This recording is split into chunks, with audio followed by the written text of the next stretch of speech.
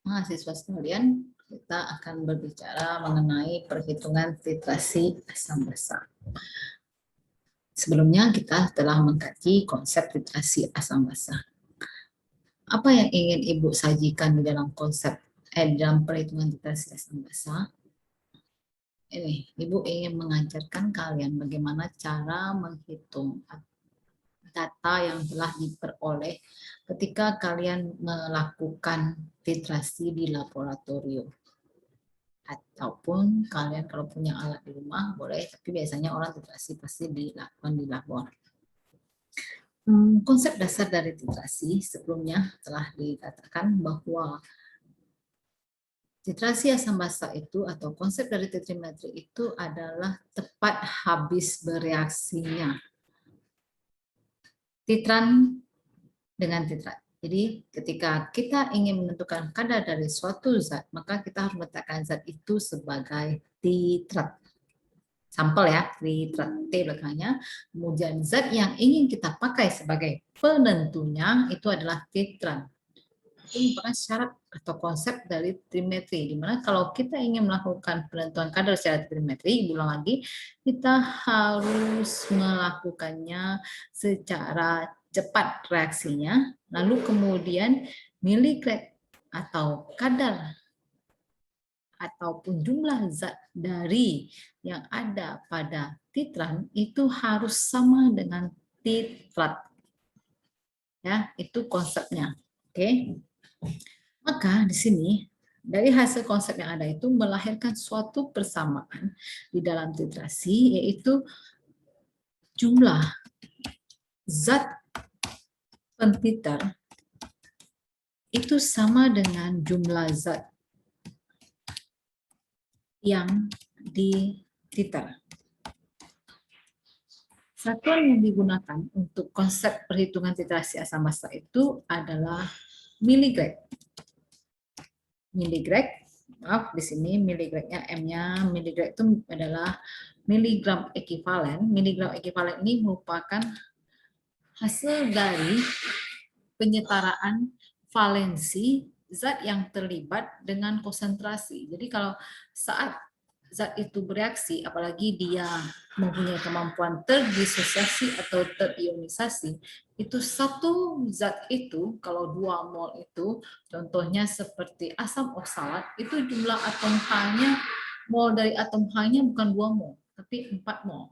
Itu yang namanya proses ionisasi atau gram ekivalen. Terjadi perubahan dari mol zat, mol itu ada satuan yang menyatakan jumlah zat, satuan ya satuan, kemudian terjadi perubahan dari mol itu karena zat yang terlibat di situ ketika masuk dia bereaksi dalam suatu lautannya, dia mengalami ionisasi atau disosiasi sehingga tidak sama lagi. Itu yang dikenal dengan gram ekivalen. Gram ekivalen untuk bagian terionisasi atau disosiasi, satu lagi bagi yang mengalami perubahan bilox. Dengan kata lain, dia ketika bereaksi, atom-atom zat itu akan mengalami penurunan bilangan oksidasi ataupun kenaikan bilangan oksidasi. Itu yang dikenal dengan istilah reaksi oksidasi reduksi yang dikenal di kimia namanya redox. Oke, singkatnya begitu ya. Maka kita masuk, kita mulai pengertian kita. Miligram dari titran itu harus tepat sama dengan miligram dari titrat. Itu yang namanya titik ekivalen.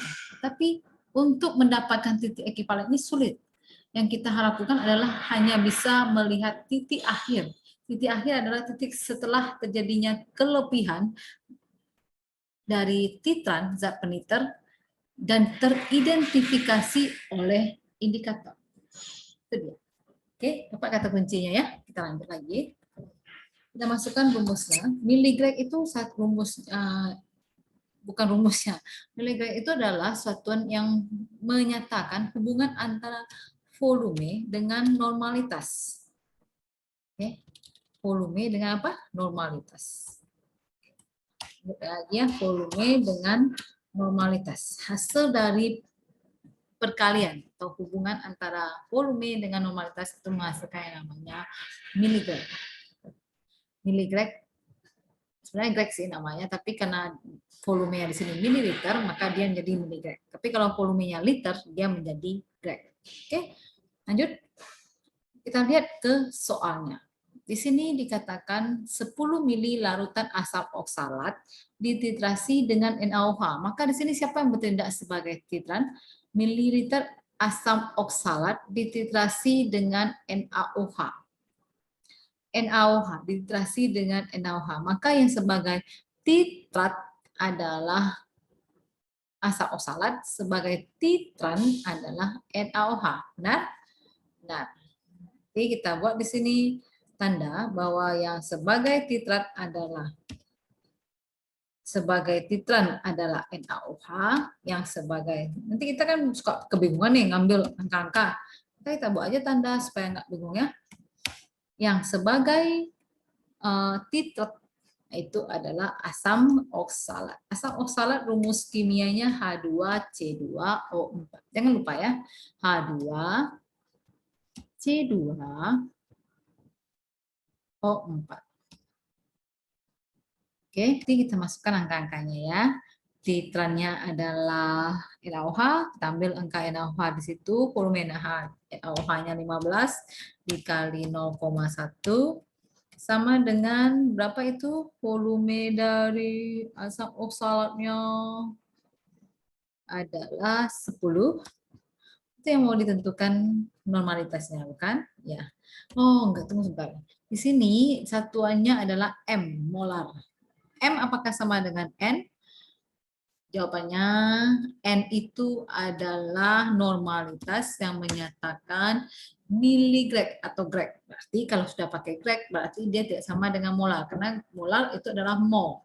Jadi untuk mendapatkan kesetaraan antara normal dengan molar kita perlu mengalihkan molaritas dengan valensi. Jadi normalitas itu adalah valensi, menyatakan hubungan antara valensi dari atom-atom dari suatu zat yang terlibat dalam suatu reaksi. Valensi dikali dengan molaritas. Oke.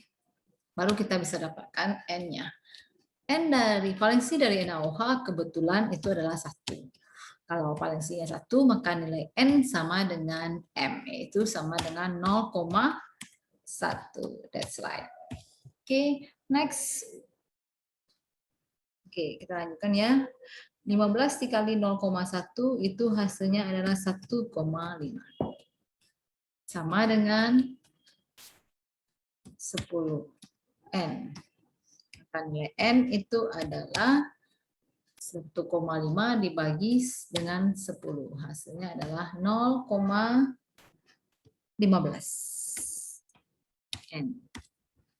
Dah, inilah cara kita menentukan konsentrasi dari suatu zat dengan menggunakan metode titrasi asam basa. Di sini titrasi asam basa yang kita gunakan jenisnya adalah alkalimetri karena NaOH sebagai titran. Oke, lanjut lagi soal berikutnya.